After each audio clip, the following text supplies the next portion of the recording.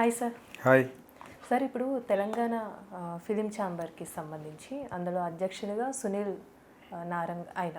So 3 సార్లు ఇచ్చారంట కదా సార్ ఆయనకి ఆ పదవి అనేది. సో ఈ 24 అవర్స్లోనే మళ్ళీ అందులో నుంచి లెఫ్ట్ అయిపోవడం ఈ విధంగా జరిగిందంట. ఒక మాఫియా కూడా నడుస్తుంది అని అంటున్నారు. నిజంగా ఉందంటారా సార్ ఫిలిం ఛాంబర్కి సంబంధించి ఒక మాఫియా అనేది? మాఫియా కరెక్ట్ వర్డ్ కాదు. మాఫియా ఎందుకు జరుగుద్ది కానీ సినిమా ఫీల్డ్ అనేది చిన్న ఫీల్డ్ అది. దానికి మాఫియా ఉంది ఎందులో పాలిటిక్స్ కూడా పెద్ద ఉంటుంది. అతను వాళ్ళ ఫాదర్ కాడి నుంచి ఎప్పటి నుంచో మీరే సునీల్ నారంగ్ కదా, వాళ్ళ నాన్నగారి కాడి నుంచి బాగా సంబంధ బాంధవ్యాలు ఉంటూ డిస్ట్రిబ్యూషన్ అట్లా ఉన్న వ్యక్తి. తర్వాత ఇతను కొంచెం సాఫ్ట్గా మాట్లాడే వ్యక్తి. థియేటర్లు చాలా ఉన్నాయి, దిల్ రాజుకు ఉన్నాయి, అల్లు అరవింద్కి ఉండేవి, ఇప్పుడు లేవంటున్నారు. తర్వాత సురేష్ బాబు కూడా ఉన్నాయి మల్టీప్లెక్స్ అని. ఆ థియేటర్ మాఫియా ఉంది. వాళ్ళు మేనేజ్ చేసుకున్నప్పుడు వాళ్ళ దగ్గర 100-200 మంది పనిచేస్తూ ఉంటారు థియేటర్లు మేనేజర్. కర్ణాటక అన్నాను, ఈ తెలంగాణ ఛాంబర్కి అతను కానీ హెడ్డింగ్ చేస్తూ ఉంటే అతను ఇప్పుడు ఈ వివాదాలు వచ్చినాయి కదా, ఈ పవన్ కళ్యాణ్ సినిమా గురించి అట్లా ఇవన్నీ ఎడిషనల్ తలనొప్పి.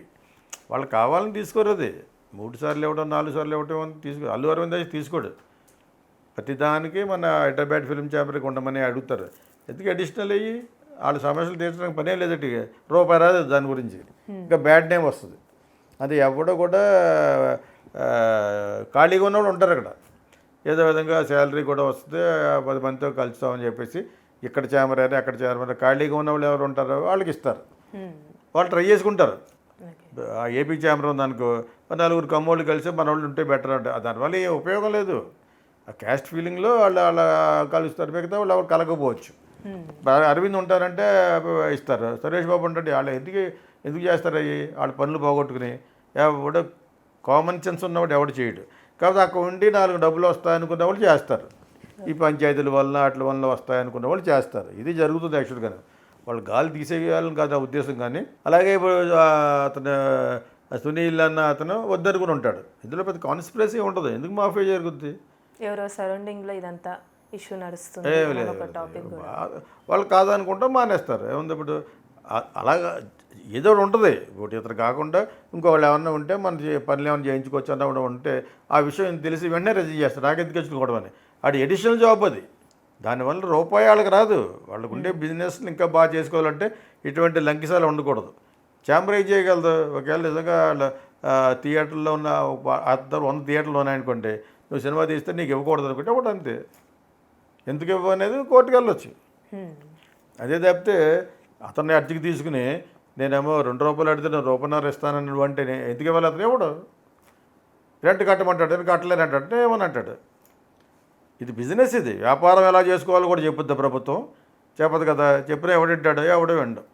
అంచేత అది బాఫియా గీఫియా ఉండదు. కానీ ఓకే అతను కాకుండా మనవాడిని ఏమన్నా పెడదాం అని అనుకుని ఉంటారు. అతను తెలంగాణ వ్యక్తే. వాళ్ళ ఫాదర్ కానీ ఎప్పటి నుంచో ఉన్నాడు ఆయన యాక్చువల్గాను. అంచేత ఇది చేయటం వల్ల ఆయనకు మంట కోర్టులో వచ్చేస్తూ ఉంటే అసూయ పడాలి. కానీ ఇది మాఫియా ఉంది. మన పర్సన్ ఉంటాడా ఆ పర్సన్ ఉంటాడా అనిపిస్తుంది. ఇప్పుడు చీఫ్ మినిస్టర్ అనుకోండి, చీఫ్ మినిస్టర్ పక్కన అతనికి అడ్వైజర్గా స్టేట్ అడ్వైజర్గా ఎవడన్నా ఉన్నాడు అనుకో, ఆ జాబ్ కోసం చాలామంది చూస్తుంటారు, ఆ అర్హత కోసం. మరి చీఫ్ మినిస్టర్కి స్టేట్ అడ్వైజర్ అంటే మరి పెద్ద జాబ్ కదా, అన్నీ అతన్ని అడుగుతాడు కదా. సో ఆ విధంగా అటువంటివి ఉంటాయి. కానీ ఇదే ఉండదు ఫిలిం ఛాంబర్గానే ఎగ్జిబిటర్లకి వాళ్ళు చెప్పేది కూడా జరగదు. ఎగ్జిబిటర్ పేషెంట్గా ఉన్నా కూడా మీరు అందరూ థియేటర్లు మూసేయారు, కోర్టుకు వెళ్తే బొక్కలే వేస్తారు. అవి ఏం జరగవు. ఇవన్నీ గవర్నమెంట్ బాడీలు కాదు, ఇంక్లూడింగ్ ఫిలిం ఛాంబర్. నేను నాతో గొడవ పడినప్పుడు కర్ణాటక ఫిలిం ఛాంబర్ వాళ్ళు జడ్జి అన్నాడు రమ్మని, ఒక్కడు రాలేదు, అందరూ పారిపోయారు. కేసు వేసింది వాళ్ళు నా మీద. ఫిలిం ఛాంబర్ గాడిది గుడ్డ అని చెప్పి సేవ కూడా రాలేదు. ఇది కోర్టు ఎదుర్కొంటే నిలబడవి ఇవన్నీ మనం పెట్టుకున్నవి. ఇప్పుడు మేము ఫిల్మ్ స్కూల్ పెట్టాం, లేబర్ ఆఫీస్కి వెళ్ళి రిజిస్టర్ చేయమని చేస్తారు. అడ్రస్ ఉండాలి, నాకు ఒక అడ్రస్ ఉండాలి. నేనే ప్రామినెంట్ ఫిగర్ కాబట్టి అయినా కూడా అడ్రస్ ఇవ్వాలి. అయినా ఆధార్ కార్డు ఇవ్వాలా, నువ్వు ఇవ్వాలా, నేను ఇవ్వాలా, బ్యాంక్ అకౌంట్ ఓపెన్ చేయాలంటే కరెంట్ అకౌంట్ ఇవన్నీ ఇవ్వాలి మళ్ళీ. అందుకు తప్పితే ఇవి గవర్నమెంట్ చూసి భయపడిపోయి court recognized by government of India ఏం లేదు. అవి మనం పెట్టుకున్న ₹1000 చేస్తారు అక్కడ. లేబర్ ఆఫీస్కి వెళ్ళి 1000 అడుగు 800 ఇస్తే తొందరగా చేస్తాడు, చేసి చాపా చేయిస్తాడు. అర్థం ఇప్పుడు అలాగా విజయవాడలో 3 ఉన్నాయి ఫిలిం ఛాంబర్లు. ఒకటి చాలదా? ఆంధ్ర విడిపోయింది, తెలంగాణ వాళ్ళు సెపరేట్గా పెట్టేసుకున్నారని చెప్పి వాళ్ళు అక్కడ ముగ్గురు పెట్టేశారు. ఎవరి కాళ్ళే చైర్మన్ అయిపోదామని. ముగ్గురు బొంబాయిలో 4 ఉన్నాయి ఇదే ఫిలిం ఛాంబర్లు. ఇక్కడ రైట్లు రిజిస్టర్ చేస్తే అక్కడ చాలదు. అదొక పెద్ద సుత్తది. ఇక్కడ నుంచి రిజిస్టర్ చేసుకోవచ్చు ఫిలిం ఛాంబర్. అన్ని ఫిలిం ఛాంబర్ లోకల్తో కూడా సంబంధం బాంధవ్యాలు ఉంటాయంటారు. ఉండదు. నేను చేసిన 4 టైటిల్స్ అక్కడికి వెళ్ళిపోయిన తర్వాత ఇది మనం పెట్టుకుంటే బాగుంటుంది, అంచేత ఇది ఆల్రెడీ ఉంది అని రాస్తారన్నమాట. ఓకే, ఆ విధంగా అయిపోయింది. అంచేత ఇవన్నీ ఆర్గనైజ్డ్ కాదు, వెల్ ఆర్గనైజ్డ్ కాదు. కాకపోతే south Indian film chamber of commerce 4 భాషల్లో తెలుగు, తమిళ్, మలయాళం, కన్నడ కలిసి అది పెట్టారు. అది చాలా కాలం బ్రహ్మాండంగా ఉంది. ఇప్పుడు ఏ స్టేట్కి ఆ స్టేట్ ఇడిపోవడం వల్ల ఎవరికాళ్ళు సెపరేట్ పెట్టేసుకున్నారు. అసలు ఇది ఒకటి మధ్యలో దూరింది అది కొత్తగా. తెలంగాణ తెలుగు రాష్ట్రాల్లో ఒక రాష్ట్రం విడిపోయింది కదా, మళ్ళీ వాళ్ళు కూడా ఛాంబర్ ఏం చేస్తారు అక్కడ ఉండి? మీరు ప్రాబ్లమ్ సాల్వ్ చేయగలరా? ప్రొడ్యూసర్ డబ్బులు ఉండవు, ఇప్పించగలవా? ప్రొడ్యూసర్ సినిమా చేస్తాడు 10 కోట్లు, అయిపోయింది. ఇంకో 2 కోట్లు ఉంటే కానీ సినిమా అవ్వదు, నువ్వు ఇప్పిస్తావా? అది సహాయం చేయకపోగా ఈ ఛాంబర్ కర్ణాటకలో ఎక్కడ కానీ హాని చేస్తూ ఉంటారు ప్రొడ్యూసర్కి కూర్చుని. నువ్వు ఆ సినిమా రిలీజ్ చేయకూడదు, నువ్వు కర్ణాటకలో ఇదే కదా గొడవ. మరి వాడు ఎలాగన్నాడు, వీడు ఎలాగన్నాడు. ఫిలిం ఛాంబర్లోకి వెళ్ళి ₹1,00,000 కట్టి మెంబర్షిప్ తీసుకుంటా వాడిని రక్షించడం మానేసి వాడికి హాని చేస్తూ ఉంటారు. 4-5 కూర్చుని అక్కడ. అది పోవాలి. అందుకనే హైకోర్టులో నాకు గొడవ అయింది కన్నడలో, కాఫీ షాప్ అని సినిమాకి. అసలు ఏంటి వాట్ ఈస్ ఫిల్మ్ ఛాంబర్ అన్నాడు ఆయన. నేను కింద నుంచినే వాదిస్తున్నాను, ఇవి రిలీజ్ ద మూవీ. నేను డబ్బింగ్ అంటారు ఈ సినిమాని కన్నడలో. డబ్బింగ్ కాదు, నేను స్ట్రైట్గా తీశాను. రెడ్ 1 అనే కెమెరా మొట్టమొదటి తెచ్చి తెలుగు, తమిళ్, కన్నడలో తీశాను.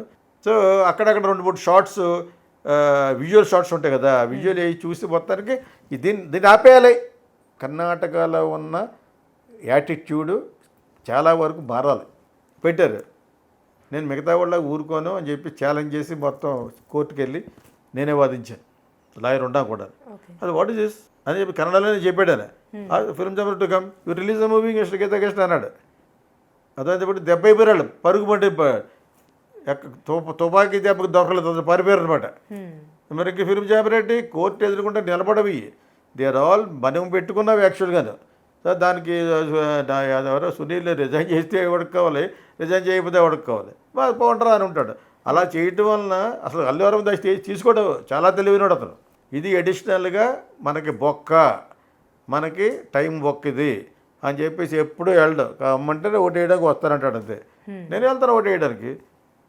కావాలని అక్కడ కూర్చుంటే వాళ్ళు చెప్పేసి నిర్ణయాలు జరగడానికి ఎవడో ఇవ్వండి. ఇక్కడ మీరు ఒకవేళ ఫిల్మ్ ఛాంబర్లో చెప్పిన చేయండి, నా మీద చేయండి మీరు, నేను రేపు రిలీజ్ చేస్తాను సినిమాని. థియేటర్ ఎందుకేవో చూస్తాను నేను. అదే అది మాఫియా ఏంటని. నువ్వు మాఫియా చేస్తావు, నేను మాఫియా చేస్తాను, అక్కడ చూడవచ్చు. అర్థమైనప్పుడు నీకు అక్కడ కోర్టు చేస్తుంది. One theatres are available, why are you not theatres అని అడుగుద్ది.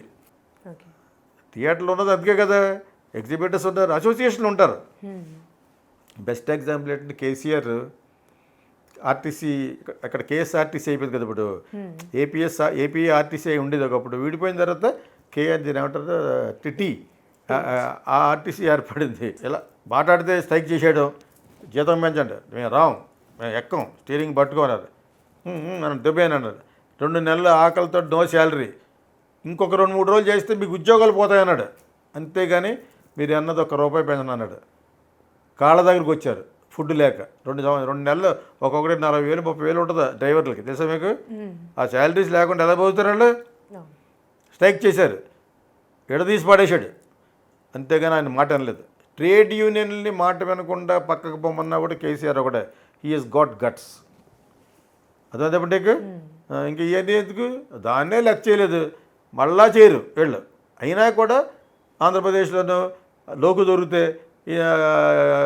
జగన్ ఏమైతే ఇచ్చేస్తున్నాడు, ఎక్కువ స్ట్రైక్లు చేసేవారు. అక్కడ ఉంది క్యాస్ట్ ఫీలింగ్ అదని. ఇతను రెడ్డి కాబట్టి కమ్మవాళ్ళు అందరూ కలిసి అతను ఎవరో ఉండేవారు, అశోక్ అని, అతనితో చేయించేవారు, ప్రేరేపించేవారు ఆర్టీసీకి చేయమని.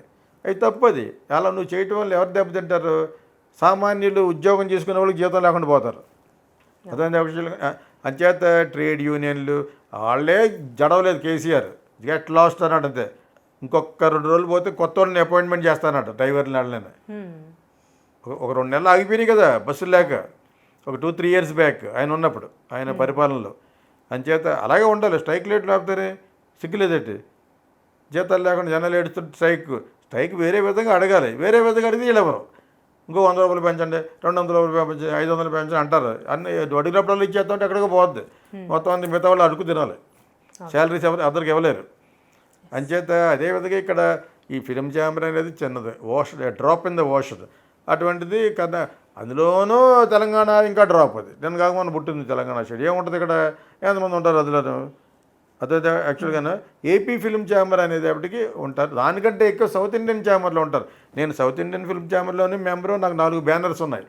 ప్రతి సంవత్సరం కడతా ఉంటాను రెన్యూవల్. కాకుండా హైదరాబాద్ ఫిలిం ఛాంబర్లో ఉంది, కన్నడలో కూడా తీశాను కాబట్టి కర్ణాటక ఫిలిం ఛాంబర్లో ఉంది, తమిళనాడులో కూడా ఉంది నాకు, ముంబైలో కూడా ఉంది. అర్థమైనప్పుడు నీకు కట్టాలి, ఉంటుంది వెళ్ళి 50,000 అంత కట్టాలి. ప్రొడ్యూసర్ కౌన్సిల్ అయితే ఇక్కడ ఉంది, తెలుగు ఫిలిం ప్రొడ్యూసర్ కౌన్సిల్. అది మనకి కట్టాలి. తమిళ్లో కూడా ఉంది. కట్టే ఏమైనా ఇన్సూరెన్స్ ఫెసిలిటీస్ ఏమైనా ఉండొచ్చు. సినిమా తీసుకున్నప్పుడు మనం న్యాయం చేయడానికి కొన్ని హెల్ప్ చేస్తారని ఉంటామన్నమాట. వాటిలో నిజంగా కోర్టుకు వెళ్ళిపోయి లెవెల్కి వెళ్తే ఎవడో చెయ్యలేరు. ఆడిట్ చేసేది పీకిది ఏం చేయగలరు అని అసలు. ఛాంబర్లు ఏవి మనం పెట్టుకున్నాయి ఎన్ని యాక్చువల్గా. అందుకనే తెలివైన సురేష్ బాబు ఉండమని ఉంటాడు కానీ ఏం చేయడు. పెట్టుకుంటే నా పేరు పెట్టుకుంటా అంటాడు. అది అరవింద్ ఉండడు, దగ్గర రానివాడు. నమస్కారం పెడతాడు, అతను పని చేసుకుంటాడు. అందుకనే ఈ సక్సెస్ఫుల్. అదైనప్పుడు is very clever also. Additional job ఇది. అలాగే సునీల్ కూడా అనుకుని ఉంటాడు, అతనికి ఎడిషనల్ జాబే. బోల్డ్ థియేటర్స్ ఉన్నాయి, బోల్డ్ బిజినెస్లు ఉన్నాయి. అవన్నీ మానుకుని వీళ్ళకి సర్వీస్ చేయడం అవసరమా? ఎంత చేసినా కూడా పవన్ కళ్యాణ్ సినిమాకి నేనే బ్యాక్గ్రౌండ్ నుండి చెడగొట్టాను అని అంటున్నారు. నాకు వద్దనుకుని రిజైన్ చేసి ఉంటాడు నేను అనుకోవటం. But thank you so much.